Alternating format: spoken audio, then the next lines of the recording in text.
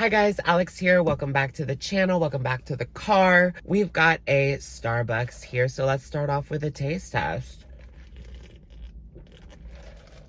This is the pumpkin cold brew. So good. I always get this all the time during fall. I'm gonna be so sad when they get rid of all of the pumpkin stuff. I feel like that's gonna be happening soon. They're gonna be phasing in all the Christmas drinks, and then there goes the pumpkin stuff. I also got a pumpkin cream cheese muffin. Y'all know I'm like the biggest fan of this thing. We've probably eaten like 5 of them on YouTube. But behind the scenes, we've had many more than that. I've been on like a carb kick. I'm supposed to be on a diet right now, allegedly. My conspiracy, but that seems to have fallen by the wayside.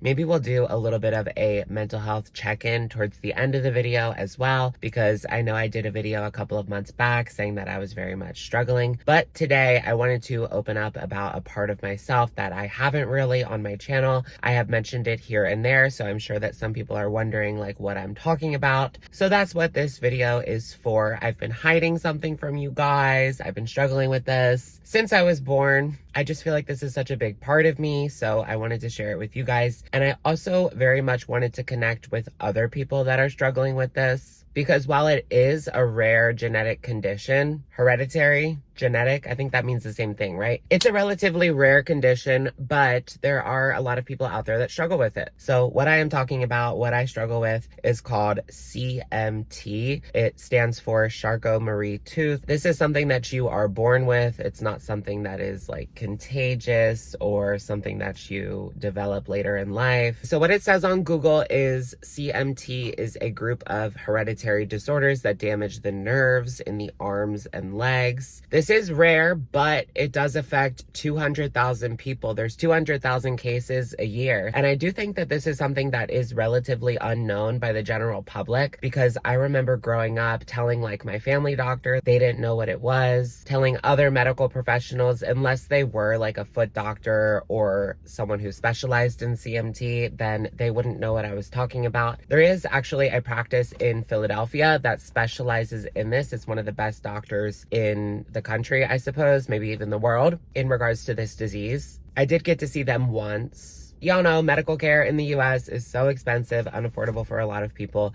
and there's not really much that you can do in regards to this. Okay, so what is it like living with this disorder? Everything is a little bit harder for me, but I can do everything that anybody else can do. Like for example, when I'm walking around, it mostly affects my feet. Whereas let's say that this is normal feet, my feet are like this, so I walk on the edges and I have to constantly be aware of the way that I'm walking, because I want to get my feet to go like this, but they always want to go like this, right? So I have very high arches and a size 7 foot, which is relatively small for someone my age, being a man. I've always felt a little bit embarrassed, like shopping for shoes, needing like a men's size 7. Some places don't even carry that. Some places men's sizes start at 8. But the thing is, I cannot fit kids' shoes. They don't fit. When I travel to these big cities and I'm walking around all day, I need to take quite a few breaks and sit on the bench because of my feet. Like the side of my foot, it gets very, very painful. I can pretty much do anything that anybody else can do.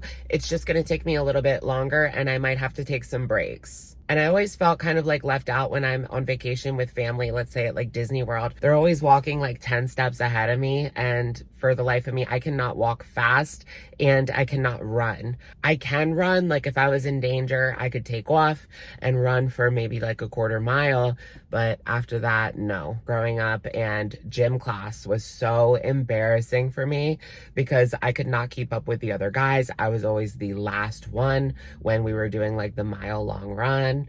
Eventually, I just got taken out of gym class and put into like a special gym class. I obviously wasn't supposed to be running for a mile with this disorder. It just doesn't work out. I don't know how I can visualize this for you guys, but you can see it in my wrists. I have very small wrists and it's bony.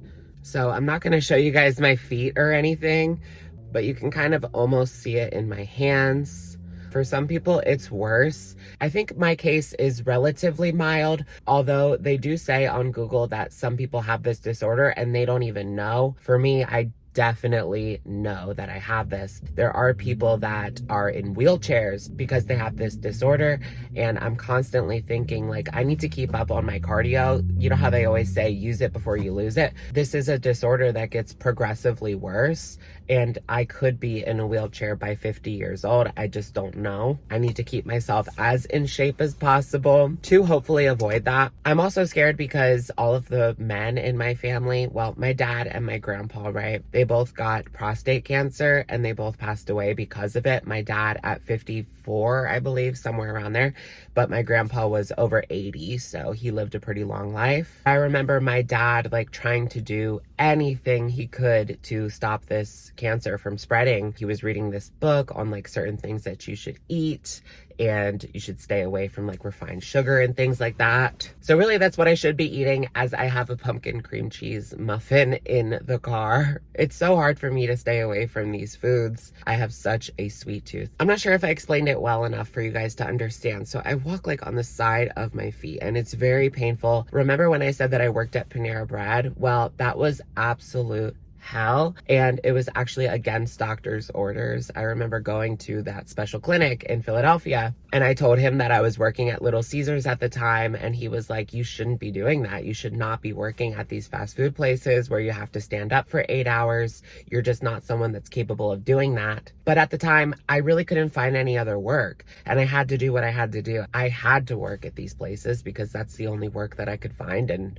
I couldn't just make no money, you know? I will do anything in my power to not have to go back to working at these places though, because it was absolute hell on earth. I was in so much pain, and it didn't go away when I got home and sat down. I could still feel like the bottom of my foot throbbing and throbbing and throbbing. Regardless of that, I still did the best job that I could do, and I was pretty good. Like we talked about on the live stream, how I was the fastest one to set up the bakery in the morning.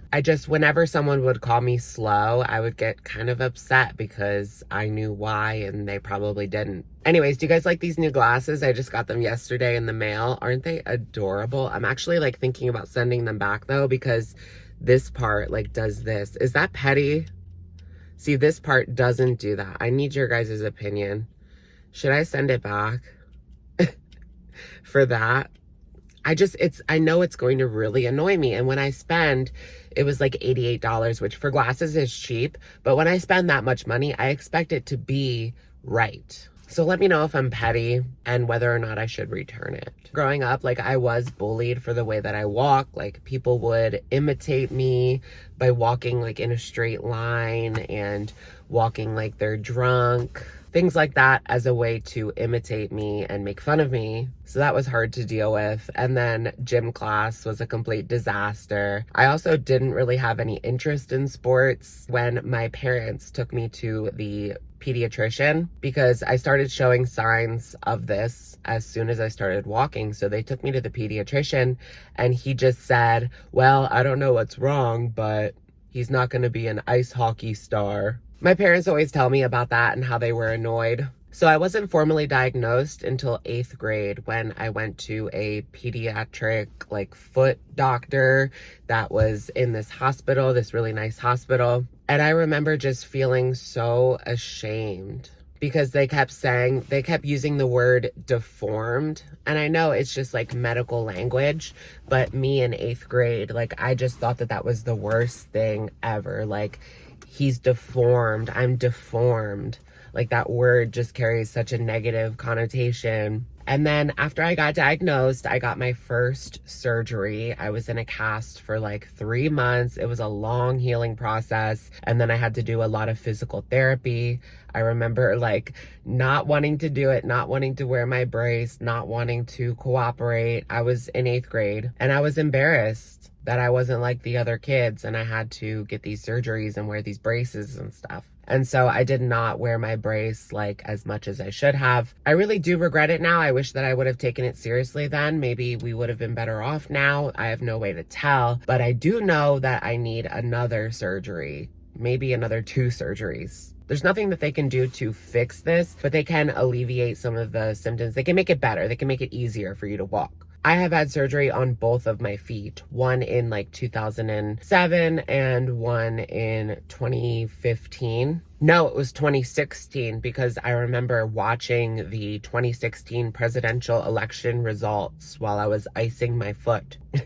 So now I want to get another surgery, like a revision on the 2007, 2008 surgery that I got in 8th grade. I'm just not sure, like my friend is going to help me out with insurance and stuff because it's like another language when you go on the website and try to buy insurance. I don't know what any of it means, and I don't want to end up buying a plan like I have now that doesn't cover that kind of thing. I don't understand how people navigate it because none of it makes any sense to me unless you're like skilled in insurance. One thing I do worry about though is because I'm getting surgery on my right foot. When I need to do like follow-ups, I won't be able to drive, and I don't have anybody that could take me to these appointments. I'm trying to figure out the logistics of this. I really want this surgery, but there's no way that I'm going to be able to get to these follow-up appointments, and that's the problem. I don't think you can drive with a cast on your foot, and I don't know if I probably wouldn't want to do that.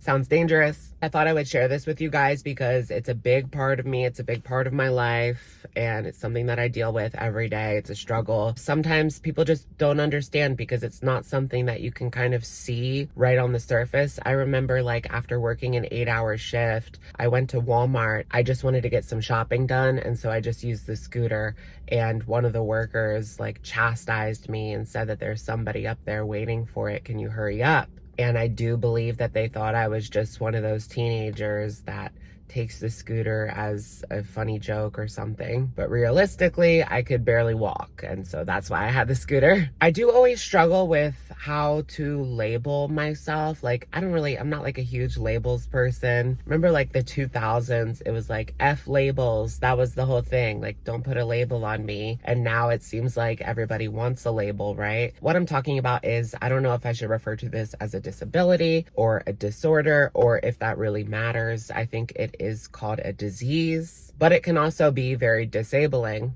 I guess it just depends on the person and how bad their CMT is. For me, I usually say that I have a disorder and not a disability because I just feel weird for some reason saying I have a disability because you can't see it and people expect you to be like in a wheelchair, you know what I mean? Not everybody with a disability needs a wheelchair, you know? I do wonder, and I'm scared for my future and how long I will be able to walk and do everything that I can do now because I like to travel. I love to go to cities and walk around. That is 20 years in the future if it does happen. My dad also suffered from this. I got it from him. It's passed down. I believe his mother had it as well. She had high arches. I think that she had like a very mild case, but it just depends like as it's passed down. And so my dad was always able to do everything that anybody else could do too, but you could tell that his walking was different. And he had a couple of surgeries growing up as well, although they were not good. That was in the past. Let me know if any of you guys out there are struggling with this, or if you know a family member that is struggling with this. It's something that is not talked about at all, really, in the mainstream, so a lot of people don't know about it. I do feel like awareness is building because growing up, nobody knew what it was, and now, like, some people do. Let's get into the mental health update. Mental health update.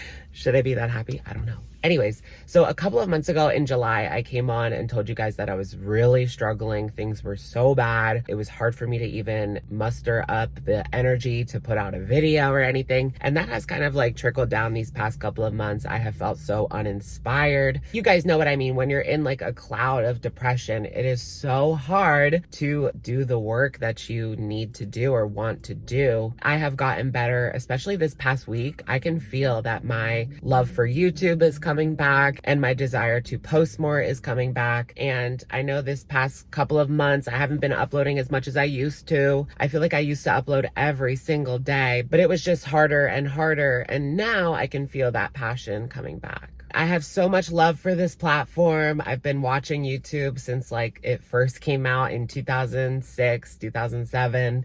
I remember the old days, the old school YouTubers before monetization was even a thing. Things were so different. I do think that I have beat off quite a bit of this depression. I did recently get put on an SSRI. I have really bad dry mouth. I don't know if it's because of that or something else. even before that, I could feel my mental health improving. And I think it does have to do with my diet as well, because I've recently started intermittent fasting again. I dropped about 12 pounds, about 14 pounds. 12 to 14.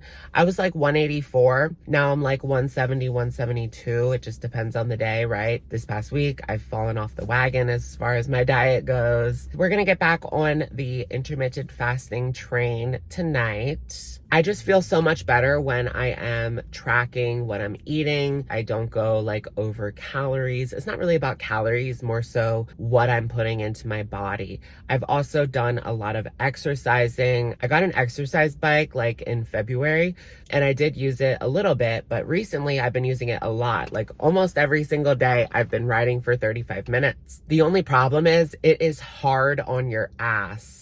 Like you would think it would be your legs. Oh, my legs are burning up. No, my ass is burning up. In July, I just felt so depressed, which is weird because I love the summer and I hate when it's getting cold. I do feel like I might go back into, that's why I kind of preemptively went on this SSRI, because in the winter, I am not good when it comes to my mental health. Like I hate the cold. I want to just move down to Florida or something. Let me get that good weather. My diet change, my weight loss, and my exercise. And I also did a lot of traveling towards the end of the summer. So that always makes me feel so much better when I'm out there, especially on the beach. I have no depression. I feel amazing when I'm on that beach. If I could just go to the beach every single day, like I would feel perfect. People have always told me to get one of those sun lamps. Do you guys have one of those? I have tried to get one. I don't want to spend that much money because they're like $100 if it doesn't actually work for me, you know? So let me know what you guys think. Is it worth it to get the sun lamp if you've ever gotten one? I need to know. And a little bit of a weight loss update. I'm about 12 pounds down and